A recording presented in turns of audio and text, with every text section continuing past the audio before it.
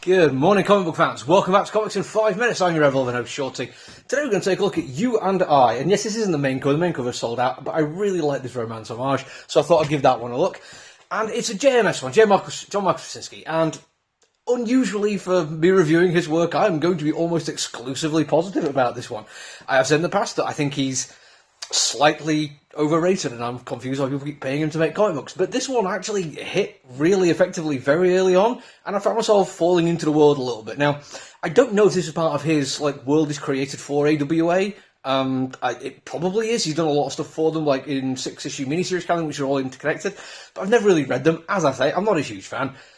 But it honestly doesn't bother me at all. This actually just works really nicely as a jumping on point for a story, and that is kind of what I want all issue ones to be able to do. So straight away I'm like, yeah, okay, cool.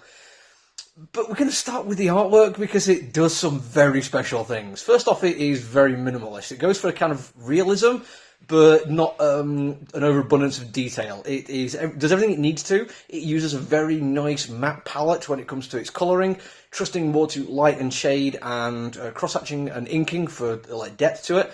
It's simple but beautiful and effective.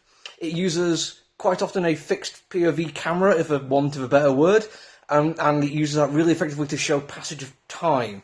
And in the opening sequence, which is very clearly ripped off a little bit from 28 Days Later, it uses these things really effectively, and I can talk about a little bit about why. First off, all that lack of detail thing, brilliant. I love it. I don't want to be overwhelmed by it sometimes.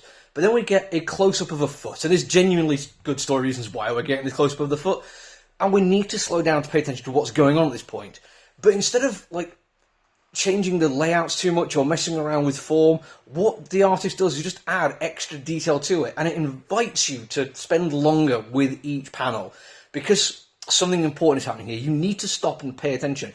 And the difference in the detail kind of shows that our main character that we're seeing so far is doing the same thing. It's not quite his POV, we're going to get to that later on, but we do still get the sense that he is having to focus more on what's going on because something unusual is happening and he is trying to figure something out.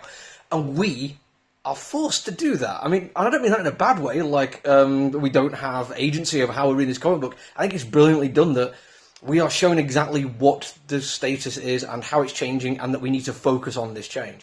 Later on, we do get the POV from our main character, and it goes a little bit wacky, shall we say. We get, an abundance of detail, but also the level of hyper-reality we get with the deep wash colours and, the layers of detail and otherworldliness to it makes us realise that because it looks hyper-real but isn't reality, that something deeper is going on here. And again, it invites you to stop and pay attention and try and work out what's going on.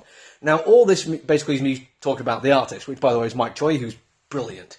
Now, it's still a JMS comic book, and the reason why I'm not completely on this one like I am with most of his stuff is because it does some rather interesting things. Not only is, as the writer, he is in control to a certain degree of panel layouts and timing and artistic direction, all that kind of thing. So I've got to give him credit for working with Mike Choi to do a really good job here.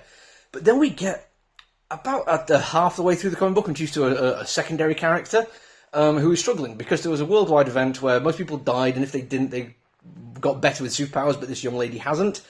And without going into detail of the dialogue and the text going on there, the subtextual nature is very much a look at how those in power will continually find excuses and rationale to not help those without power, basically to maintain their own primacy, either political or economic.